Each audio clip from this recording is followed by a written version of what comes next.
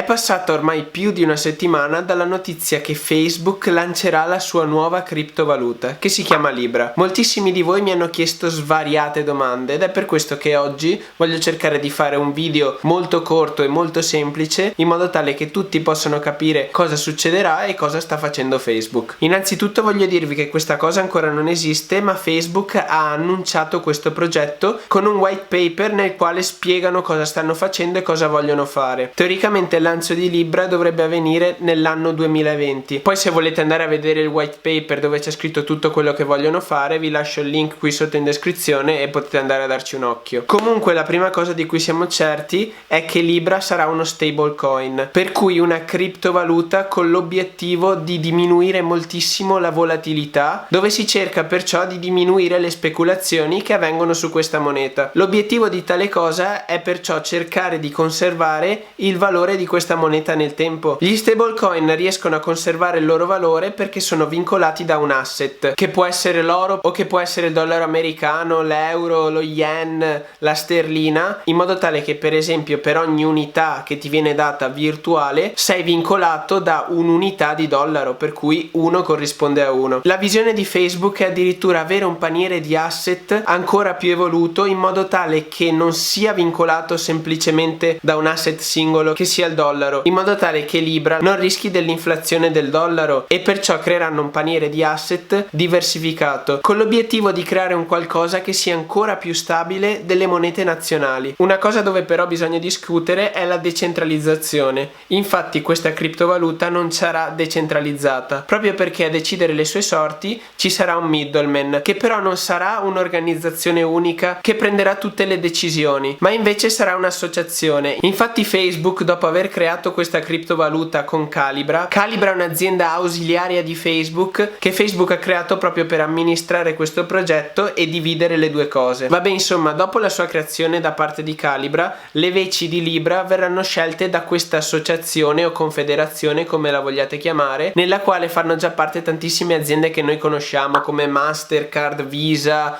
Uber, c'è anche Vodafone, c'è Iliad, ce ne sono tantissime, e ogni azienda, da quello che ho capito, facendo parte di questa associazione avrà una sorta di voto. Ovviamente all'interno di questa associazione c'è anche Facebook tramite Calibra, per cui diciamo non si avrà la decentralizzazione del Bitcoin, dove sono tutti i nodi a confermare le transazioni, per cui si riesce ad avere questa sorta di rete di fiducia, ma si arriverà a una valuta che, seppur non decentralizzata, sarà amministrata da un'associazione alla quale già oggi affidiamo gran parte delle nostre vite. Per esempio a Mastercard e a Visa già oggi affidiamo gran parte delle nostre transazioni, o a Facebook, a Vodafone, a Iliad, già a loro affidiamo tantissimi dei nostri dati, per cui non si creerà un qualcosa dove l'amministrazione è completamente decentralizzata, ma un qualcosa dove l'amministrazione è affidata a questa associazione. Se vuoi entrare in questa associazione il biglietto è di 10 milioni di dollari. Quindi sì, ci sarà un middleman, ma non ci sarà un'unica persona che decide tutto. A decidere ci sarà questa associazione. Poi, se ti stai facendo questa domanda, devo investire in Libra? La risposta è no, perché come abbiamo detto prima, lo scopo e l'obiettivo che ha questa moneta è di cercare di fornire la massima stabilità e quindi di non aumentare, ma allo stesso tempo di non diminuire di valore nel tempo, in modo tale da poter avere vari utilizzi. Per esempio scambi internazionali più semplici, si paga sempre in Libra, è come avere una moneta unica alla fine. Ovunque mi trovi nel mondo non serve che converto la moneta, che poi è anche uno degli scopi delle criptovalute. Però la cosa che io ritengo più interessante di questo progetto è che Libra vuole essere più stabile delle monete nazionali, e perciò mettetevi nei panni di una persona che si trova in un paese emergente o in un paese povero o instabile. È molto probabile che all'interno di quel paese, per diverse politiche monetarie, il valore della moneta nazionale cambi e vari continuamente in base proprio alla stampa sfrenata, e i soldi che quella persona ha da un giorno all'altro possono trasformarsi prima in monete d'oro e subito dopo in zero, e quindi perdere completamente il loro valore. Perciò un abitante di quei paesi ha più che interesse a scambiare i suoi soldi con Libra, in modo tale da poter conservare il valore di quello che ha creato con il suo lavoro o con le sue prestazioni. E questa cosa, in secondo luogo, può anche facilitare le transazioni, come avevamo detto prima. Poi ora di domande ce ne sono ancora tantissime e le risposte ancora non esistono, perché tutti stiamo aspettando il lancio di Libra, che dovrebbe avvenire l'anno prossimo e quindi nel nel 2020, perciò ora su alcuni temi si può solo auspicare, sperare, quindi ora stiamo a vedere. Io sono soprattutto curioso nel vedere come sarà gestita questa associazione, come funzionerà e soprattutto come si comporteranno i vari stati e le varie normative di legge all'interno di questi stati per regolare questa cosa, se cercheranno di ucciderla, promuoverla, insomma cosa succederà, perché Libra non è un piccolo progetto ma è un qualcosa che potrebbe cambiare il mondo della finanza per come la conosciamo oggi. Magari saranno cambiamenti assoluti o cambiamenti minimali, stiamo a vedere. Probabilmente questo non sarà l'unico video dove parlo di Libra, quindi se non vuoi perdertene nessun altro iscriviti al mio canale, lascia un mi piace se il video è stato interessante e ti è piaciuto. Poi se avete domande, informazioni aggiuntive, lasciate tutto nei commenti. Come sapete io sono un amatore di questi argomenti, per cui se sapete qualcosa in più di me o se avete qualcosa da condividermi potete sempre lasciare qui sotto in descrizione